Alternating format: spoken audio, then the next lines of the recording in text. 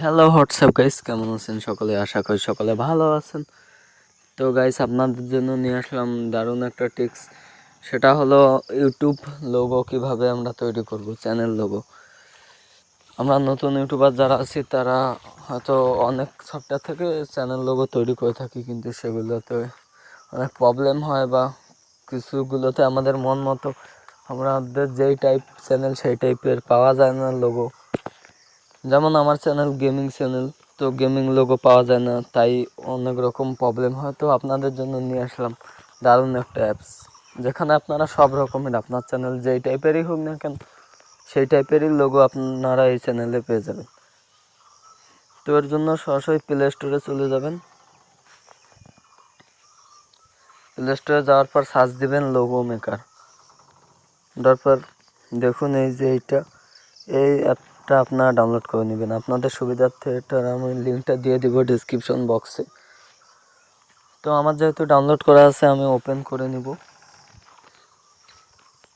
Open করার পর একটু লোডিং নিবে, একটু ওয়েট করবেন। করার পর গেটিং টেমপ্লেটস আসতেছে লোগো। এখন দেখুন এখানে এই যে বেসিক মানে সাধারণ চ্যানেলের জন্য, গেমিং যারা গেমার তাদের জন্য, বা বিউটি অ্যান্ড ফ্যাশন মানে যারা ফ্যাশন টাইপের করে তাদের জন্য, বা ব্যাস এখানে মানে যারা বিভিন্ন ব্যাস বা কোম্পানির জন্য, ফুড অ্যান্ড ড্রিঙ্ক মানে খাদ্যর চ্যানেল, এনিমি পশু পাখি।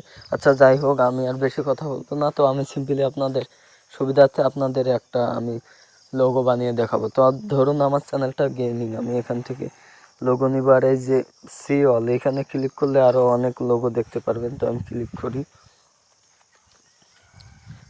করার পর এইটা ধরুন সাপোজ আমি এইটা লোগো নিব। লোডিং নিচে একটু ওয়েট করব। করার পর একটু অ্যাড দেখাবে, যেহেতু ফ্রিতে একটা সফটওয়্যার সেহেতু অ্যাড তো দেখাবে। আচ্ছা যাই হোক, এখন লক্ষ্য করুন এই অ্যাপসটা আমি এই লোগোটা আমি কিভাবে এখন আমার নিজের জন্য সাজাবো। তো এখানে যে গেমিং লেখাটা ক্লিক করলাম, দেখুন আপনাদের আবার দেখাই। এই যে গেমিং লেখাটা ক্লিক করলাম, আপনারাও করবেন। করার পর এখান থেকে ডাবল ট্যাপ করলে এটা এডিট আসবে। এডিটে আমরা আমাদের চ্যানেলের নাম দিয়ে দিব, আর কে কালাম দিয়ে দেওয়ার পর টিক করে দিব। দেওয়ার পর দেখুন এখানে কিন্তু আমাদের চ্যানেলের নাম বসে গেছে। এখন দেখুন এই যে এখানে আছে ফন্ট, মানে কোন স্টাইলে দিব আমরা লেখাটা। তো যে কোনো একটা স্টাইলে দিয়ে দিতে পারবো। তো আমি সিম্পলি একটা স্টাইল দিয়ে দিলাম। দেওয়ার পর এখন টিকে ক্লিক করার পর এই যে দেখুন এখানে আছে কালার, মানে কোন কালারে আমরা লোগোটা রাখবো।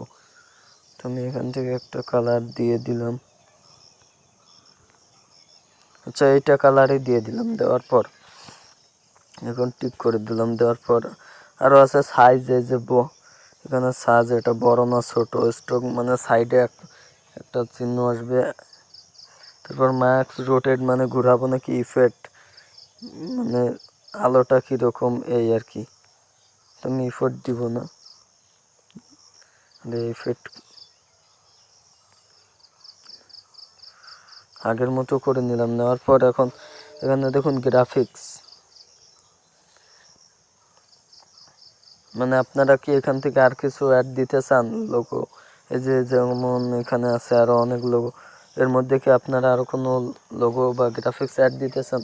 তো আমি দিব না, সেজন্য ব্যাক করে দিলাম। তারপর এখন দেখুন এখানে আপনি যদি চান আরও কিছু লিখতে পারবেন, লিখে বসিয়ে দিতে পারবেন। তো এরপর আমি এখন কি করব, এটাকে সেভ করব। তার আগে অবশ্যই এটার আমরা ব্যাকগ্রাউন্ডটা রিমুভ করে নিব।